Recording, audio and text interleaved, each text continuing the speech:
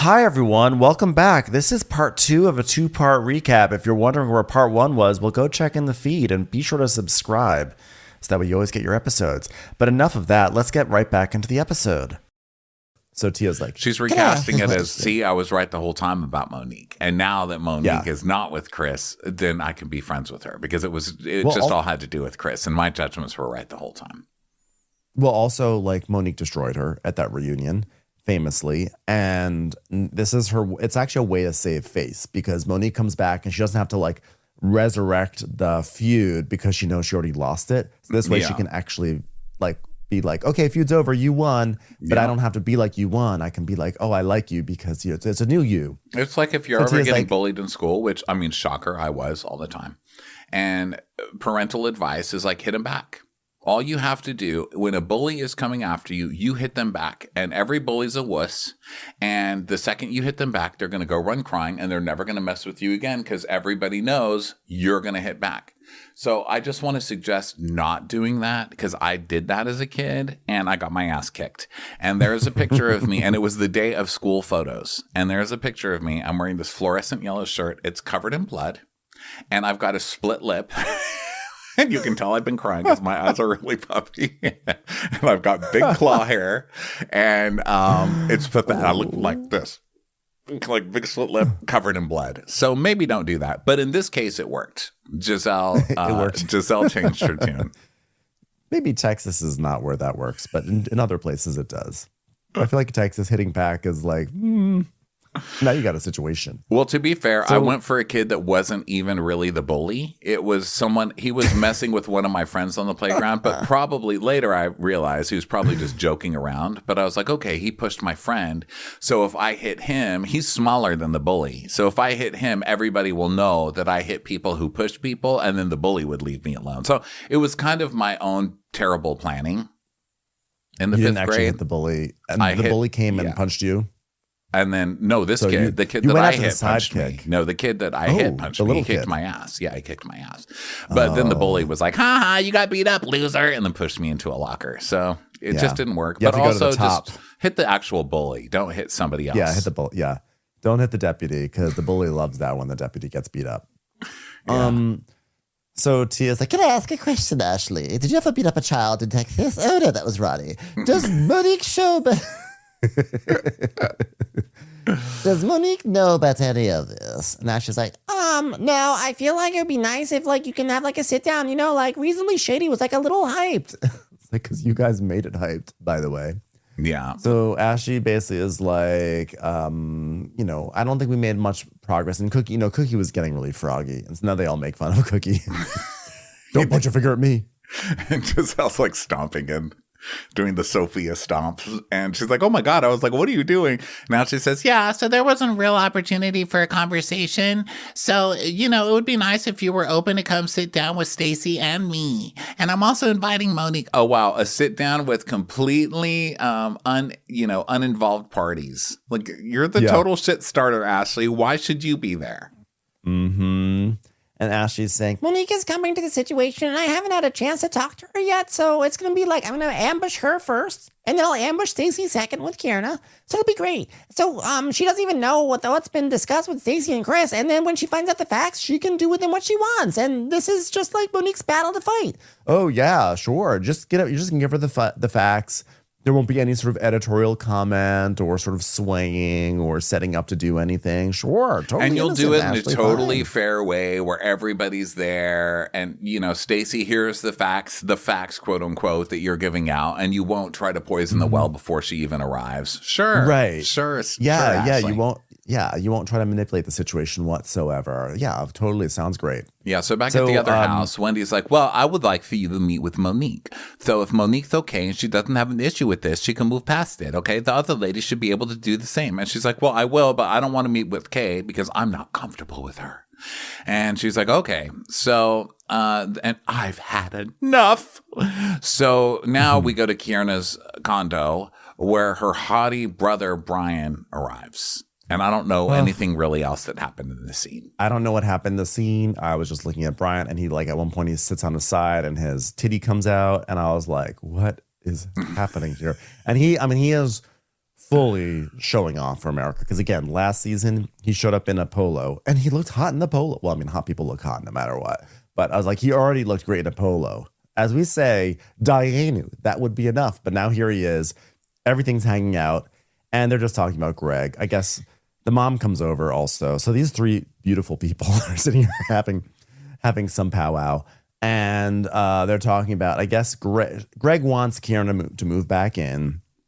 And then I guess he's going to buy the condo. Is that the thing? And the mom was like, he's going to buy a condo before the ring. This is so weird. Okay, so Greg has asked me to move back in, which is great because you know how much moving out hurt me. So I was sharing my purchase process with him. And he was like, you know what? I want to purchase the condo. Okay, so I guess he wanted her to move in, but decided to buy her a condo instead. And then he said, okay, well, we should go look at rings. But, you know, what's a priority to you, a ring or a condo? Because you have to pick between a ring and a condo. So he said, okay, well, then the condo's a priority, so you don't get a ring, which is kind of showing what kind of guy Greg is. Like, oh, really? Okay, well, I don't have to marry. Like, he's getting out of marrying her by getting her a condo. But also, she's getting a condo out of it. Like, why are we hating on Greg? I think Greg's doing a pretty good job. Like, Greg is taking the notes, right? Everybody hated him last year. So now this year he's coming back and just being very nice to everybody, which, I mean, I guess I call that an effort, even if it's fake. Listen, the man bought me a condo, okay? Let's stop being mean to Greg. I don't know. And also, by the way, they're in like Greg's house. I guess he's in a new house now, but it looks just like the condo, but it doesn't have a view of the highway. I don't know. You know what? For some reason, I don't love the idea of him buying the condo. I feel like her getting her own condo was supposed to be an independent thing. And the fact that he's going to buy it for her. I told you I didn't buy that shit right in the very beginning when she was doing her whole, oh, see, this is empowerment. Everybody didn't like Greg. So now look at me supporting myself, doing whatever I want because I own my own business. And Greg bought that condo. Yeah. I don't know. It's just like, I understand if he's like, I can't afford to buy both right now, but it should be more like, I'm going to get you the condo and then the next thing will be the ring. Or I'll get you like maybe not as expensive of a ring. Like it still can be, that's okay. You don't have to get. Or how about your engagement ring is your condo? I don't know. Or how about rent a place? If you need some space, why don't you rent a place and let's get engaged? And then I don't know. He's like, I've got a ring for you. It's a little bit more modest. It's made of polyester. It has a collar. It's a polo shirt. It goes around your body. Here you go. You want to wear the polo shirt for my job again? Oh my gosh. That's what his ring will be. What's happening? There's something out there. Is it Kieran's brother? Is he out there? Well, first I thought I saw an angel and I was like, why would there be an angel in my house and why isn't it moving? Like I love that an angel would come and just like pause. And I was like, well, maybe it's a reflection of something in the glass, but there is nothing that it's reflecting. But now that I'm looking at it, it's a bird. It's a bird that came up and I guess, because you know, in this house, sometimes that happens where a bird like runs into the window, but Ben, its wings are outstretched. Like you can see the whole outline of the bird. It's so sad. And I had those little sticky things because someone on this show told me to get little sticky things that are reflective that you put and I had them, but I think when they were cleaning the windows, they took them off. I don't know if they thought a little kid was here. So the bird crashed in the window and left a mark of the actual like splat of the wings and everything. Well, it's white. It's not like sad. Bloody, so it's not disgusting. No, I know, it's but like it's just the full outline of the bird. Like right, because it squashed the dirt. I'm like embarrassed for the bird because it's such like a cliche way. I know it's so like I feel like I hope most birds when they crash into windows, when most birds crash into windows, they leave sort of like a little circle. But to actually leave an imprint of your wings, I wish I could show you. I wish I could take my camera up there and show you guys because it's something. It's like the only thing that could have been funnier is if you actually saw like a coyote pressing down on a TNT box. It's terrible. Anyway, you can see how compelling this scene was that it caused Ronnie to gaze off into his window. I'm sorry, you guys. It's Monday. I'm just back from break. So no, scene. The thing is this, Kierna. We give Kierna shit on this show because she's trying so hard and she keeps trying to start fights and she's just overcompensated too much for last season. But regardless of that, she deserves better than Greg. She deserves better. She does, yeah. She deserves better and she can do better. So she needs to move on. And the whole reason I'm just saying we should forgive Greg, I'm just making jokes because I just want a condo. I just want a free condo.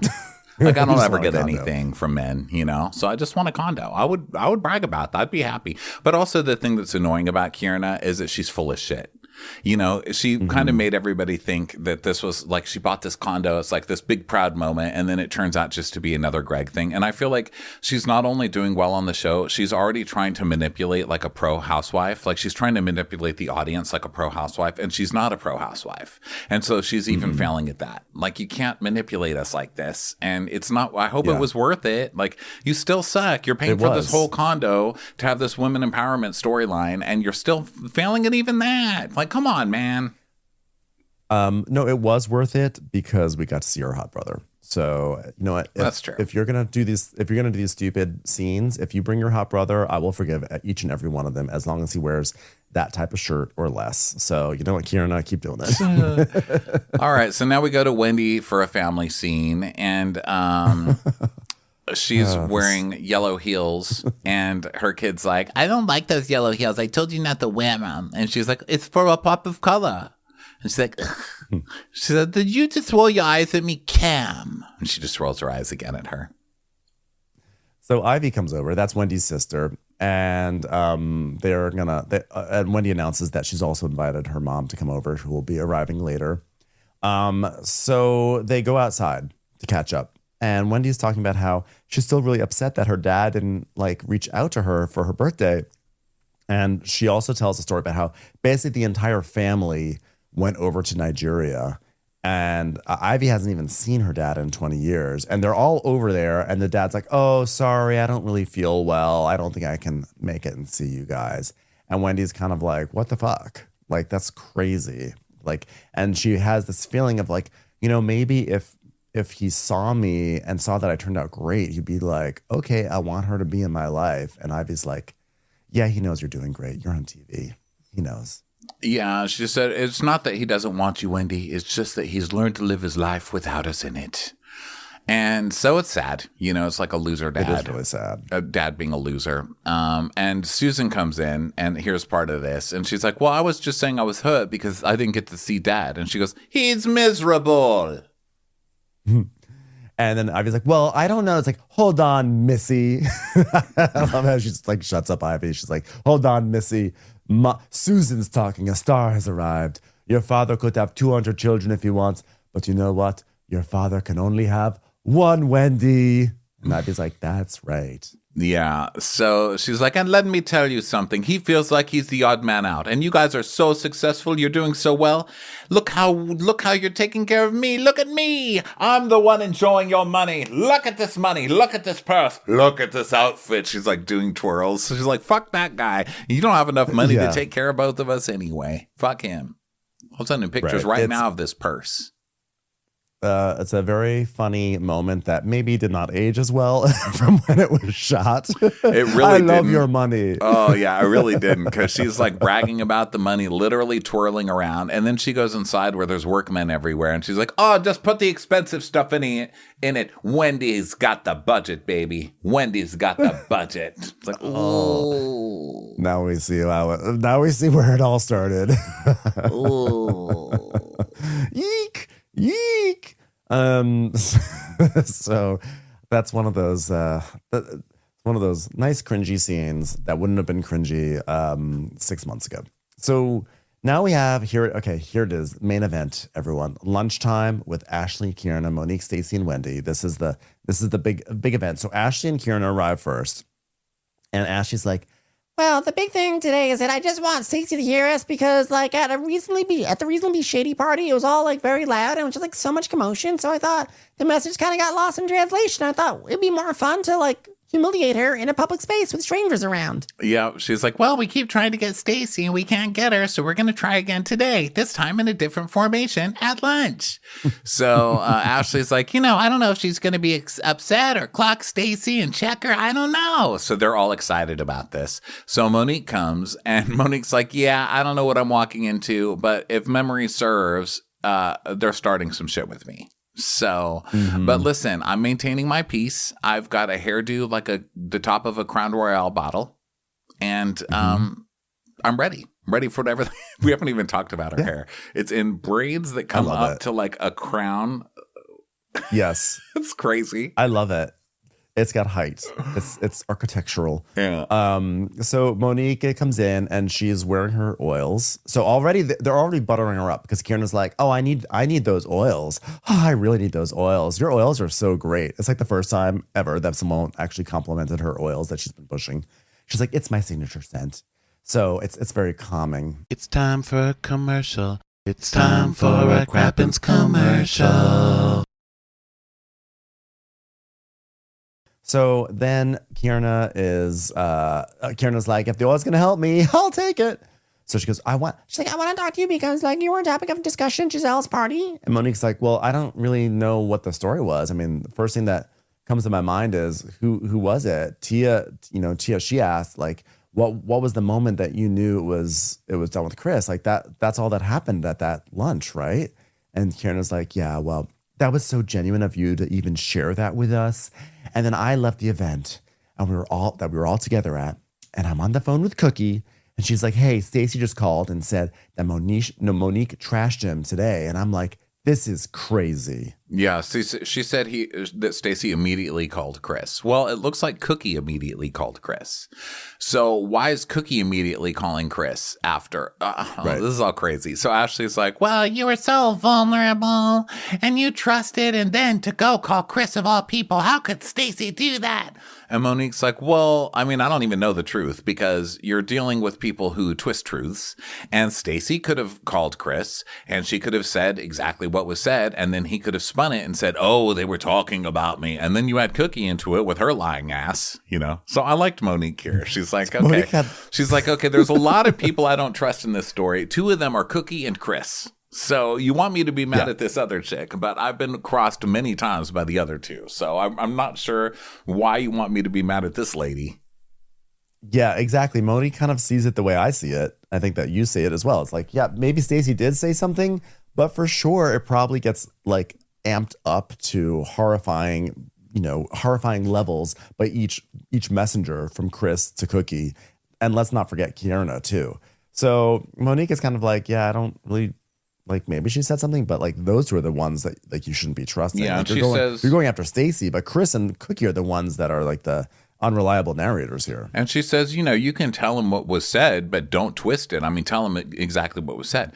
But here's the thing. If it was Stacey, she did tell him what was said. You did say the piece of meat thing. And that's all we've heard that she said. So who knows? So then Monique, let's see. So who comes in here? Wendy comes in. Wendy comes in next. Yeah. They all compliment each other's boobs. And then Monique is like, well, they were just catching me. They do. That's how Ben and I start lunch too. We're like, oh, those boobs are boobing, Ben. Looking good, baby. Yeah, my man boobs are extra perky after Thanksgiving. So Monique is like, they were just catching me up on some of the drama and they're talking about that. And Wendy's like, I met with her and she's very adamant that she did not call Chris, and I'll let her speak for herself. But actually, I also told her that I wanted her to meet you so that you, Kiana, you guys can have a conversation. Or I wanted her to meet you, Monique, to have a conversation. And she basically is, so Wendy says, what Stacey also said was that when Charisse was on the phone with him, and Monique goes, Charisse? Like, wait, how did Charisse get in this? She has this look on her face like, now I'm confused. I know. It's so funny because they're trying to make Stacey messy, but they're the ones talking about her and her marriage constantly and calling Chris. So she's like, what the hell? So Ashley's like, but we wanted to call Chris just to see if it was valid. So when Therese made the phone call, Therese then asked him, did Stacey call you, yes or no? And Chris said no. And so Wendy's like, well, when I met with Stacey and Jazzy, she mentioned that she is willing to have a conversation with you, but Kierna, she doesn't want to have a conversation with you. And Kierna's like, well, I have zero desire in fake fraud ass bitch. So, and then Stacey comes in. It's like, you're being the fake one. You're the one who actually attached yourself to this lunch. It has nothing to, I guess maybe it has something to do with Kierna because Kierna received the call from Cookie, but still. So so Stacey arrives and Wendy's like, well, I'm so glad that you came and I spoke to the ladies and I informed them of the conditions in which you wanted to speak to Monique. I'm like, What sort of spy swap is this? It's like they're acting like it's literally like 1987, and we're like U.S. and Russia are having some sort of like negotiations. Yeah, they're sitting on a park bench just staring ahead, pretending they're eating a sacked lunch or something. Yeah, it's pretty ridiculous. But also, I think this is unfair that it was, okay, let's get earlier call times for the people who want to make their case against Stacey without letting Stacey hear what they're telling Monique. That wasn't cool. Yes. So, Stacey comes in and Monique's like, listen, we come in peace. It's okay. You don't have to be nervous. And Stacey's like, okay, thank you. But she's still very reserved. And so Wendy's like, well, I informed them in which just to repeat it again, because it's so funny. I spoke to the ladies and I informed them of the conditions in which you wanted to speak to Monique. And you did not want to have a conversation with Kiana or Ashley. She goes, well, I would like to sit with you and Wendy to talk, but I do not want to sit at the table as it is. And Monique's like, okay, well, I want to make sure that I'm getting all the information and I don't want to do the whole back and forth thing. And Kieran's like, you know what, guys? I want to actually go to the bar. Ladies, it's been fun. So Kieran like leaves. That's her favorite thing to do. She leaves. And Ashley looks so upset. Ashley's like, but you were supposed to get messy. And you were supposed to fight with Stacey. Why are you leaving? Yeah, let me produce. Let a producer produce the show. So Ashley's like, well, okay, Monique, do you have the facts? Do you feel like you have the facts? Were they relayed to you appropriately? Have you been told that you have the right to an attorney if you'd like to? And Kierna is saying, well, I choose to believe because A, I leave because A, I already don't give a shit. And B, I already know you're about to lie. And C, this is a Monique and Stacey conversation. And the fact that you're acting like I'm the threat when you're the scariest bitch in the room is crazy to me. Like you are the one who always starts up with Stacey every single time. Stacey's not scary. So Monique's like, okay, what happened at the table after Pride? Okay, because I was being vulnerable. I didn't know you were still in contact with Chris, and I don't associate people who associate with my ex-husband. And she's like, I've never dated Chris. She goes, okay, well, I thought you dated. I thought that's what Chris said. And she goes, I've never dated Chris. Never. And we see flashbacks to her telling the girls, when Ashley's like, have you ever dated Chris? And she goes, we've hung out, yes. And so Ashley's like, well, that's not the word on the curb. Yeah. So Stacey's like, I did not call Chris. When he received the magazine Potomac Lifestyle with me and my daughter Arabella on the cover, he sent me a message. He said, beautiful. I did not answer because I was not talking to your husband. And he continued, thank you would be appropriate. I still did not respond. And then he said, hey, hit me up. I've been hearing that my name is coming up in filming. So I think those are pretty good receipts in my mind. Yes. Personally. Like even if she deleted some responses, if he's saying thank you would be appropriate, you don't say that unless someone's not responding to you. And then if she's just said something to him and he would not say, hey, hit me up, I've heard that my name's been coming up, if she's the one who told him that. Unless they like hashed a plan to clear her name, which I honestly don't see that. I don't see him doing that, honestly. I think that's too much work for him. And also, what was the date of, hey, hit me up, I've been hearing that my name is coming up in filming? Was it that day, right before she called? Because they said that she left the event and immediately called Chris. So did he just happen to know they were filming and then texted her right away to get the information? Or, I mean, dates are important, but I think so far this it's pretty not much out of the realm. Yeah, I think pretty much this sounds like she's saying, like you said, you wouldn't say, hey, thank you would be appropriate if you were texting him back. Yeah, I think that I think these receipts are pretty strong. They could have been manipulated, but I think they're pretty strong. And I think that Monique's explanation of how things probably went down was pretty strong. So like so far, this has been a big flop confrontation on Ashley's part, I think, because I think that I think it looks pretty good for Stacey in this situation. So it's funny how everybody hears one thing and takes it their own way. So Monique takes it this way. She's like, oh, so you're saying he's stalking you? And Stacey's like, well, he sent me these messages June 1st. And Monique's like, okay, well, that's before. Okay, so that disregard everything I just said. So she's like, yeah, okay, well, that's before I even met you. So that means he's been finding out stuff prior. And Stacey's like, exactly. Thank you so much. Be the rainbow in someone else's cloud. Exactly what I was trying to say. And Ashley's like, oh, but you had his number? Okay. Ashley... They're friends. Now, I will say, I think Chris saying thank you would be appropriate. Like, that's a weird thing to say to a friend. That's definitely someone you would say to someone who like you had some sort of like romantic thing with, where it like maybe kind of fizzled out, but there was like some weirdness. I don't know. Like, so it's no matter what, it's a rude thing for him to say. But Stacey said she's talked to Chris and that she's friends with Chris and he's a wonderful guy and this and that, but they're just not dating. Yeah. So either way, Ashley thinks she's onto something about it, but you had his number and she said she's friends with him. So Ashley's like, everybody knows how text messaging works. You can delete that fast, quick, and in a hurry, and no one would be any wiser. So fraudulent receipts. I'm like, well, maybe you're just describing how you move. I don't know if that necessarily implicates Stacey, but yes, that isn't. Well, she's right. But even if there were deleted texts in there, the way that he was responding would imply that it is what it is. Exactly. So Wendy's like, so Chris knew about the conversations happening in the group. That means that there's someone else. And Monique is like, leaking whatever information to him. And ladies and gentlemen, a new leak on Bravo has arrived. It's a leak storyline. It's a leak. But I think this is a good leak. I think this is a good leak storyline because it's like not to the mass media. It's just to someone in the group. And it's like kind of a messy situation. So I support this leak. Yeah, it's not a blogger leak. So Wendy is like, child, let me put on my detective wig and narrow down the suspects. So she gets her clue moment. And she's like, Kiana, prime suspect number 1. Because why are you even taking calls from Cookie? Both Kiana and Cookie don't like Stacey, and maybe they're trying to implicate her in the scene of the crime. Mm-hmm. And also, we know that Kiana remembers things incorrectly. This has not been brought up.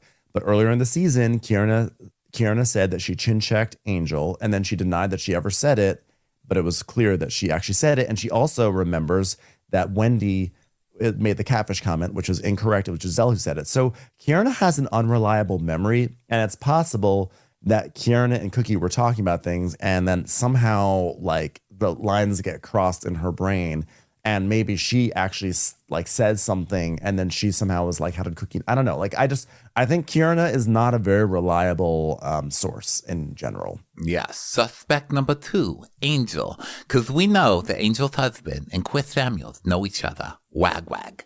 Maybe Angel told Bobby, and Bobby went and told Chris. And then yeah, that could have happened, but that's doubtful. I think that's I think that's the strongest one. Really? I think Angel tells Bob 100%.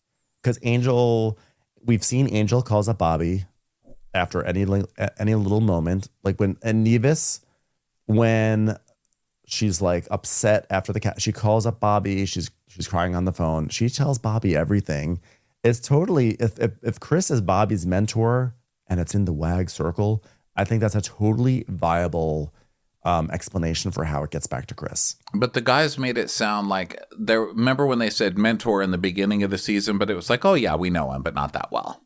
So I just don't know that they're going to be that, like, two big sports guys are going to be messy enough to do that, but maybe. Oh my God. Straight men are so much messier than women.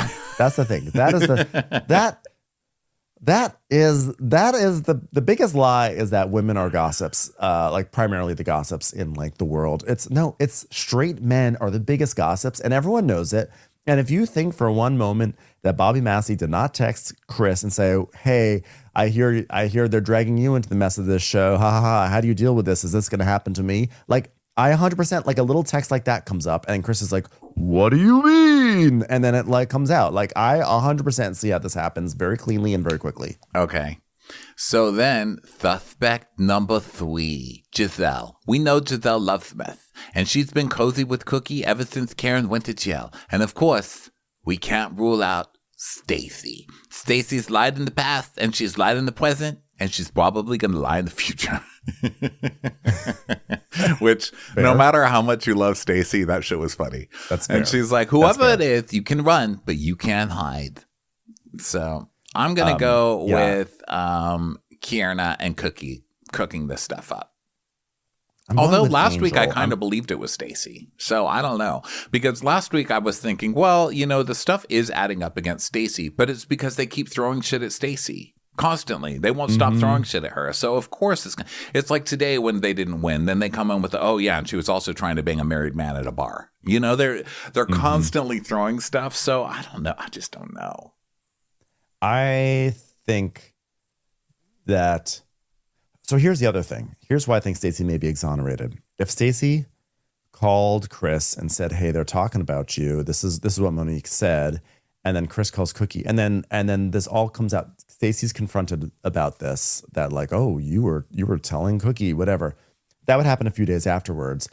If Chris texts her, I'd like to see the timestamp on when Chris texted Stacey to say, "Hey, I hear they're talking about me filming. What's the deal?" If there was a situation where she called him and said, "This is what they're saying," I don't think she would have had the foresight to say, "Now text me this phrase so it looks like I didn't tell you. That way I can prove it to the women." Because I don't think she doesn't know that it's coming out to the other women until after the fact. So if he's texting her that on that day, I don't think that she's hatched that plan. I don't think that she's texted him something and then said, "Hey, text this back so I can delete the text I just sent you." I just don't think she's operating on that level. So I think the fact that he said, "I hear they are talking about me in filming. My name came up. What's going on?" I think that exonerates her pretty well. And I also think let's not also breeze over Giselle. It's totally viable that Giselle told Cookie. Cookie tells Chris. Chris calls Cookie back, or Cookie texts Chris. Chris calls Cookie back. She's on the phone with it. Like, I think Giselle is a very, very, very viable leak in this situation. Yeah, as you know, as much as Kierna, because they're both friends with Cookie, right? So Ashley, of course, is like, "Okay, sorry, I'm gonna go check on Kay," because of course messy ass Ashley, you know what I'm trying to say, messy ass Ashley has to run over and give Kieran all the information of what's going on at the table. By the way, why is Ashley not implicated in all this? Maybe Ashley is the leak, and this is the big misdirect, because like Ashley's also friends with Cookie. They were all together at brunch at like the Tally Ho not so long ago, right? So Ashley could have called Cookie. Yeah, she's the messiest. So Monique is like, "Well, I'm not a person that moves off of other people's experiences. I just wanted to know what happened and hear your side of it." And so Monique's like, "I don't know who to believe." And Stacey's like, "Well, I don't want to be involved in your family." And she goes, "Okay, but let's be 100. I'm fine with that. And I'm not here to like start an argument or fuss and fight. My concern is the fact that I just want you to be careful with the situation, because here's the thing, like Chris is messy. Okay. And he's pulling you into his mess. And I divorced him for a reason. And there's a lot of things that people don't know. And that's why I'm saying be very careful with Chris. Okay. He's the one to be scared of, not me, basically. That was a nice piece of advice Monique gave. That was nice. And she didn't have to do that. Also, and the episode ends there. But one thing I just want to point out before we wrap this up, when Kierna went to the bar, did you notice? She's like, "I'm going to the bar. I don't want to be involved in this." She goes to the bar and then she's wiping tears away like Candace with like a triangle. I'm like, why are you crying? What? Are you sad that you got pushed out of a scene by your own doing? Like, what is wrong with you? She's ridiculous. Now, she's acting all victimized. So yeah, it's pretty ridiculous, but fun episode. So good. I actually loved this like little detective moment at the end, because this is a leak I'm actually invested in, because I feel like I know all the players. I feel like I have a reasonable amount of evidence. I feel like I can make reasonably shady guesses, and it's so much more concrete and contained within the world of the show than any talk about like who leaked what to what blogger and what podcasts. Yeah, so I'm totally in it. I'm invested. But it's a mystery. I don't know that we're ever going to get a answer to, which is annoying. But yeah, unless we hear from Chris. Yeah, we'll see, everybody. Well, thank you all for being with us. This has been a good time. We will be back later with a Married to Medicine recap. And then today we have both Amazon Live and Crappy Hour. So we will see you for those, and we'll talk to you guys soon. Bye. Watch What Crappens would like to thank its premium sponsors. Ain't no thing like Allison King. It's always a party on Allison Block. Our way is the Amber way. It's the Foster and the Furious. It's Amanda Foster. It's always automatic with Ashley Auto. Put your hands together for Carly Clapp. Get on the right foot with Chrissy Offit. We never miss her call. It's Diane Call. Big yay, it's Emily Gauthier. Aaron McNicholas, she don't miss no trickolas. Hava Nagila Weber. You'll never hide from Heidi Eleanor Jones. I go, you go, we all go for Hugo. Jamie, she has no last namey. She's our kind of mess. It's Jennifer Messer. Sipped some scotch with Jessica Trotch. She's our favorite streamer, Caroline Peacock. Kristen the Piston Anderson. Get a bee in your bonnet with Lacey B. Que sera, whatever will be, will Lauren Silsby. She gets an A from us. It's Lindsay D. Let's give a kisserino to Lisa Lino. Fresh as a daisy, it's Maisie McKinnery. We love her on the rocks. It's Melissa Cox. Megan Berg. You can't have a burger without the Berg. This is Livin' with Michelle Vivian. I love a ya, Olivia Williamson. She sure is swell. It's Raquel. Yes, we canna. It's Savannah. Cast a spell with Shannon Spellman. Let's share with Sharon Eldridge. Darn Skippy, it's Tippy. And our super premium sponsors. Make way for AJ Lopez. She's VVIP. It's Amanda V. Can't lose when you're with Amy Baldwin. Somebody get us 10 cc's of Betsy MD. We're taking the gold with Brenda Silva. Let's get real with Caitlin O'Neill. Put us on a stretcher, it's Charlotte Fletcher. Don't get salty with Christine Pepper. Can't have a meal without the Emily Sides. Who, what, why, where, and Gwen Pentland. Let's go into the woods with Guy Tubbs. Nobody holds a candle to Jamie Kendall. Hail the cork master, the master of the cork, Jennifer Corcoran. We got our wish, it's Jen Plish. She's not harsh. She's Jill Hirsch. My favorite Murdo, Karen McMurdo. She's a total knockout. It's Katie Manock. We love him madly, it's Kyle Pod Shadley. In the study with a candlestick, it's Leslie Peacock. Gee, it's Lisa H. We're ride or die for Lisa Ryder Barron. She's a whiz, it's Liz Sarthy. Always killing it, it's Lola Alkalani. The incredible edible Matthews sisters. She eases our woes. It's Melissa St. Rose. There's a chance of meatballs. It's Rebecca Cloud. Maximum love for Sandy Maximoska. She's the queen bee, it's Sarah Lemke. We cannot tell a lie, it's Sarah Tellefson. Shannon, out of a cannon, Anthony. Please don't stop, it's Soli and Pop. Let's take off with Tamla Plain. We're obsessed all with Tessa V. You'll always get the full story with Tori Parsons. She ain't no shrinking Violet Kuchar. We love you guys.